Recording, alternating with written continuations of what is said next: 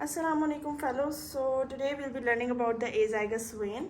So for your brief concept, सबसे पहले हम लोग ये बात करेंगे कि एजाइगस वेन किस एरिया को ड्रेन करती है. तो आप लोग ने याद रखना है कि thoracic wall mainly it's posterior side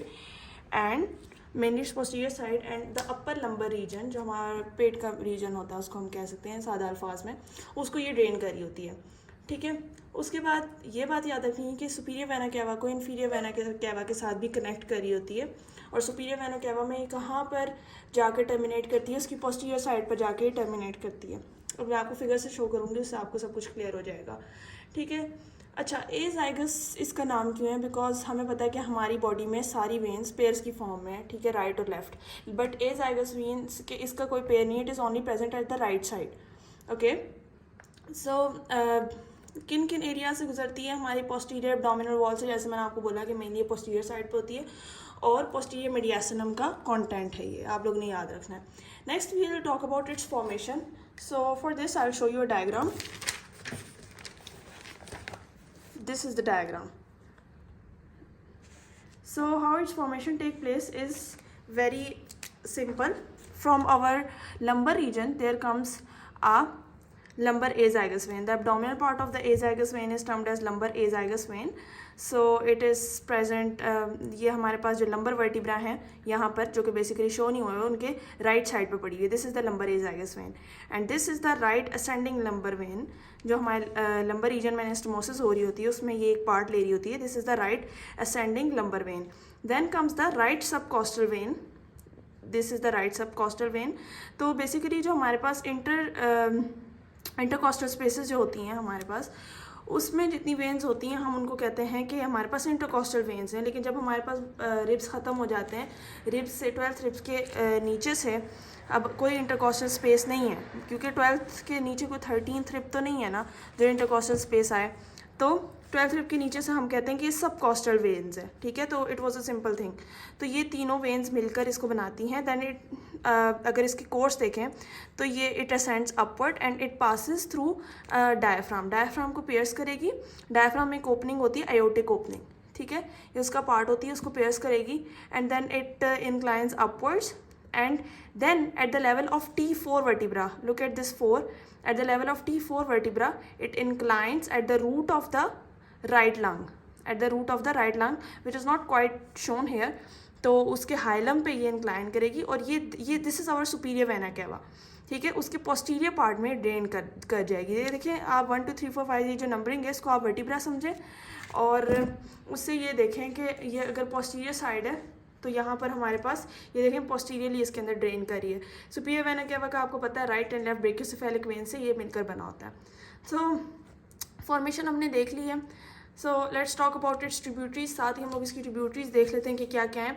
first of all just look at this when. What is this when? This is right superior intercostal when which is formed by the second, third, fourth posterior intercostal vein.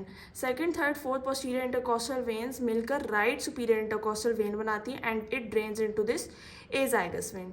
ठीक है. Then we have got 5th till 11th posterior right posterior intercostal vein.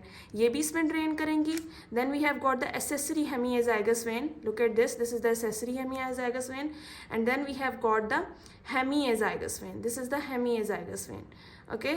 We are not digging into accessory hemiazygous vein and hemiazygous veins के उसके अंदर नहीं हम ज़्यादा जाएंगे. Just we are talking about the azygous vein. ठीक है. तो ये आप लोगों को क्लियर है. Just let me revise this for you guys. सबसे पहले हमारे पास राइट सुपीरियर इंटरकोस्टल वेन आती है which is formed by the second, third, fourth posterior intercostal when, right posterior intercostal when.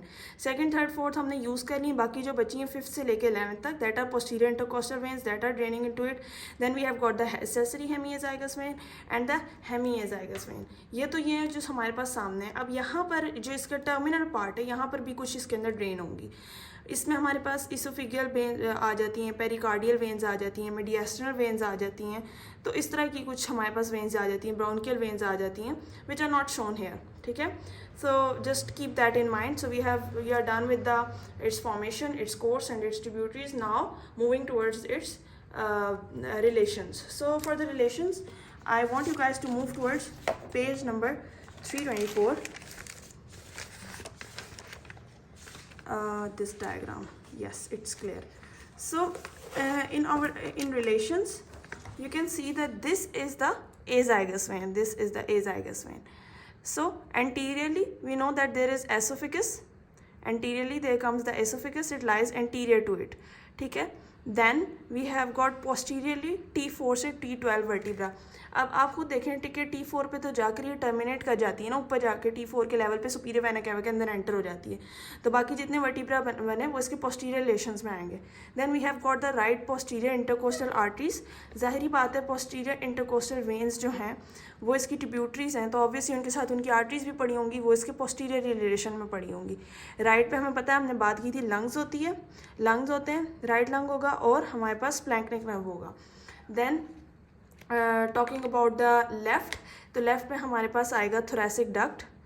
ये देखें, ये हमारे पास वो है एजाइगस वेन है, ये इसका राइट साइड है, ये इसकी लेफ़्ट साइड है, तो लेफ़्ट पे हमारे पास ये थोरेसिक डक्ट आ रहा है. And also at the left side we have got the oesophagus. सो ईसोफिगस ना हमारी थोड़ी लेफ़्ट पे मूव कर जाता है क्योंकि हमारा स्टमक लेफ़्ट साइड पे प्रेजेंट होता है, तो इस वजह से ईसोफिगस हमारा लेफ़्ट इंक्लाइन करता है. सो लेफ़्ट पे हमारे पास ईसोफिगस लेफ़्ट पे भी होगा और इसके शुरू वाले पार्ट में थोड़ा सा इसके एंटीरियर होगा और यहाँ पर आके लेफ़्ट पे हो जाएगा. So this was all about azygos when. Hope you guys have enjoyed it. Thank you.